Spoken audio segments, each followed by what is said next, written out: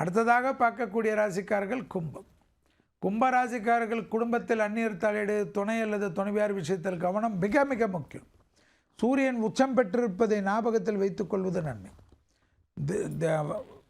அதாவது கணவன் மனைவியாக இருக்கக்கூடிய தெய்வீக வழிபாடுகள், சிவன் பார்வதியாக இருக்கட்டும்,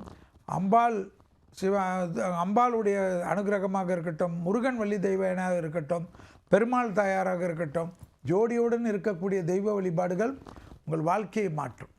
அதேபோல் தாய் தந்தரை ஒன்றாக நிற்க வைத்து வணங்க வணங்க அனுகூலங்கள் காணப்படும்.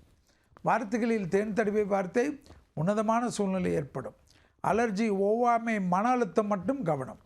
குடும்பத்தில் தான் தேவையில்லாத குழப்பம். தொழில் ரீதியாக அனுகூலம் ஏற்படும். தொழிலில் சில தொய்வுகள் காணப்படும்.